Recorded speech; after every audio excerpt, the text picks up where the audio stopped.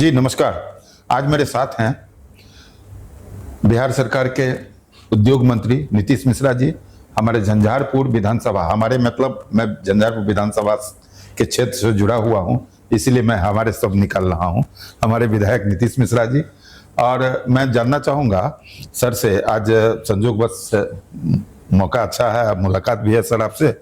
आप पर्यटन मंत्री के रूप में एक अच्छा कार्यकाल दिए झंझारपुर के लिए।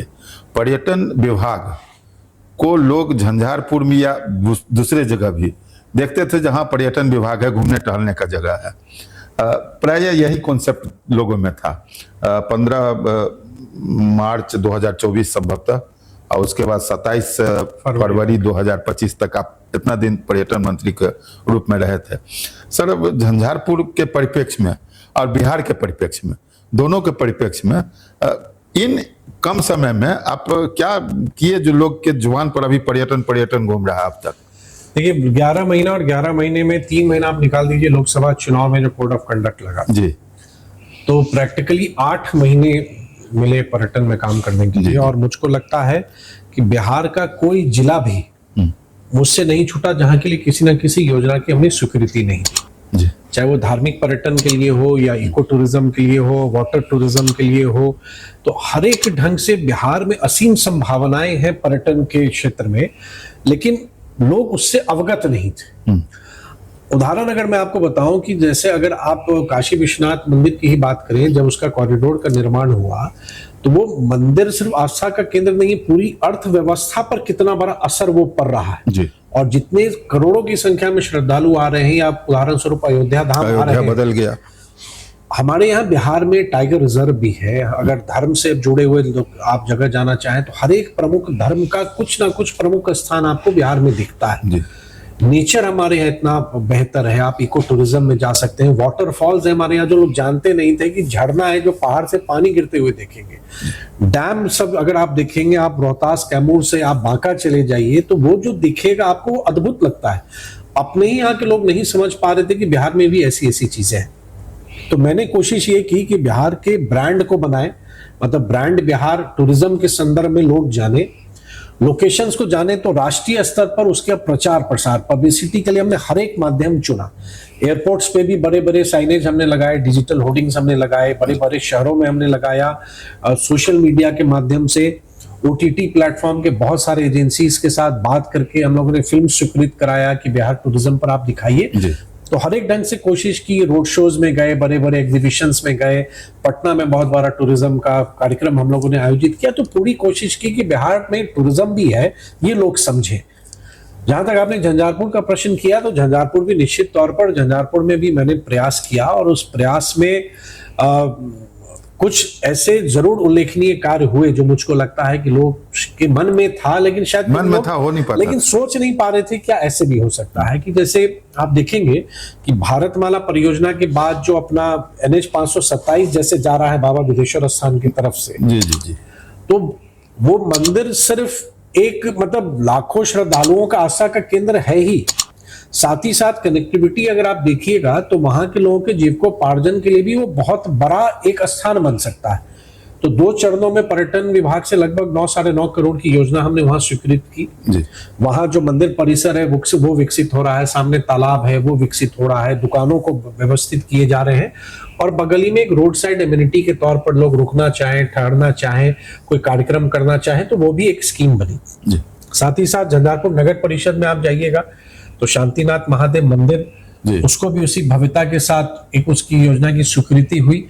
एक नया प्रयास हमने किया, वो कमला व्यू पॉइंट, लोग रिवर फ्रंट कहते हैं। तो हम मुझको लगा कि अपने यहाँ, मतलब जब कमला नदी इस ढंग से है तो उसको क्यों नहीं कुछ ऐसा हम कुछ बनाए। तो एक पायलट प्रोजेक्ट के तौर पर हमने 2 स्थान पर, क्योंकि विभाग को भी थोड़ा लग रहा था कि प्रोजेक्ट कैसा होगा, नया चीज है, तो कमला व्यू पॉइंट के लिए एक एकदम NH में जो आप देख रहे होंगे जो कंस्ट्रक्शन अभी चल रहा है, लगभग काफी हद तक काम हुआ भी है जी, कि नेशनल हाईवे से भी लोग आ रहे हैं तो वहां रुके, थोड़ा सा मनोरम दृश्य को देखें, थोड़ा सा कुछ देर का रेस्ट कर लें, चाय कॉफी पी लें, कुछ हल्का नाश्ता कर लें, थोड़ा सा देख लें, रिलैक्स कर लें। तो उस ढंग से 2 स्थानों पर झंझारपुर के लिए योजना स्वीकृत की। बाद में फिर कुछ और योजनाएं हुई, जैसे मदनपुर में या कटमा खोर में, अभी हाल ही में चनौड़ागंज के लिए भी योजना की स्वीकृति हुई है, राधा कृष्ण मंदिर का। तो एक कोशिश रही, एक काम जो पर्यटन के लिए मैंने शुरू किया था जो नहीं हो पाया, लेकिन मुझको विश्वास है आने वाले समय में होगा, कि झंझारपुर में जो पुराना एक खंडर आप देखते हैं क्रीड़ा भवन, अच्छा जी हाँ, जो स्टेशन के समीप है, उस खंडर को तोड़ के वहां पर 29 करोड़ की योजना लगभग स्वीकृति के स्तर पर थी। एक होटल बना रहे थे पर्यटन विकास निगम से जी।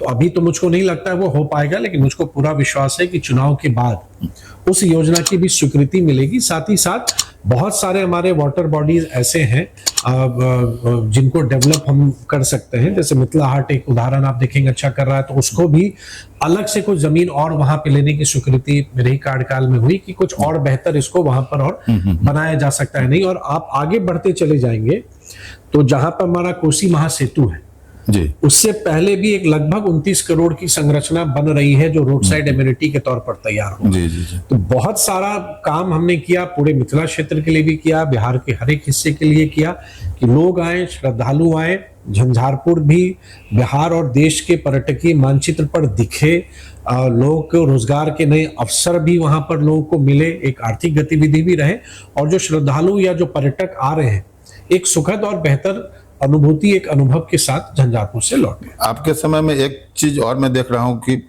पर्यटन को एनवायरनमेंट से भी जोड़ा जा रहा है, जैसे नरवार का जो कंसेप्ट है वन विभाग, एकदम भले वो आपने ठीक ही कहा, भले वो विभाग अलग है, लेकिन उत्तर बिहार में जहां तक मुझे स्मरण है, या खास तौर से दरभंगा प्रमंडल का पहला बायोडाइवर्सिटी पार्क अपने यहाँ बनने जा रहा है, जो लगभग 16 एकड़ में वो बनेगा, 14 करोड़ की योजना है, जिसको आप इको टूरिज्म में वो एक एकदम अपने आप में वो अलग बनेगा। मतलब कोई सोच नहीं सकता है कि वो आने वाले समय में वो क्या होगा, और पूरे दरभंगा प्रमंडल में वैसा कहीं नहीं है। मुझको तो लगता है उत्तर बिहार में नहीं, एक अररिया में एक जरूर बायोडाइवर्सिटी पार्क है, वहां पर है, लेकिन ये अपने आप में एकदम अलग बनेगा, और लोकेशन भी बहुत बढ़िया है। हाँ, मैं वहां गया था तो लोग गए हैं वहां जी, मैं वहां गया था तो लोग वो पोखर जो है उसके पानी को बड़ा श्रद्धा से देखते हैं, लेकिन वो पूरा गंदगी से चारों बगल नहीं, और उसमें इतना सुंदर डिजाइन बन रहा है। उस तालाब के ऊपर चलने का भी एक पूरा प्लेटफॉर्म बनेगा, मतलब आप चाहेंगे तो बीच तालाब पर ऐसे जाके आप घूम सकते हैं। तो बहुत ही खूबसूरत उसका डिजाइन बना है,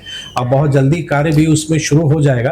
तो मुझको लगता है कि झंझारपुर एकदम एक अलग तरह से, एक झंझारपुर का इमरजेंस हो रहा है, एक झंझारपुर का एक उदय हो रहा है। सर, कुल मिला के अगर देखा जाए तो बहुत कम समय में इतना कहा जा सकता है कि आप बिहार के लोगों को, मध्यम वर्गीय परिवार हो या उच्च वर्गीय परिवार हो, साल में एक आध बार पर्यटन के लिए कहीं जाते हैं घूमने के लिए, तो आप बिहार के लोगों को बिहार में ही दिखाना चाहते हैं।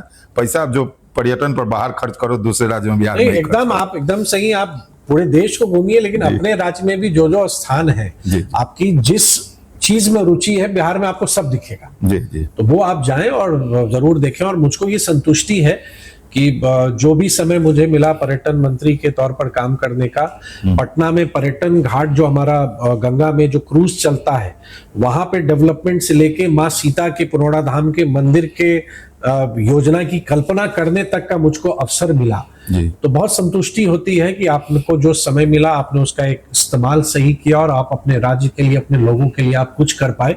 तो बहुत ही संतुष्टि मुझको मिलती है कि जो भी समय मुझको मिला, लेकिन मुझको लगता है कि एक प्रयास मैंने जरूर किया कि बिहार को टूरिज्म के मैप पर राष्ट्रीय स्तर पर और अंतर्राष्ट्रीय स्तर पर भी स्थापित कर सकता। यही संतुष्टि झंझारपुर के तमाम जनता को भी मिलती है कि उनके द्वारा चुने गए विधायक पर्यटन विभाग को एक ऐसे मानचित्र पर ले गए कि आने वाले समय में जब कोई भी इस पद को जब धारित करेंगे तो उनको बहुत बड़ा दिखाई पड़ेगा, बहुत बड़ा क्षेत्र दिखाई पड़ेगा।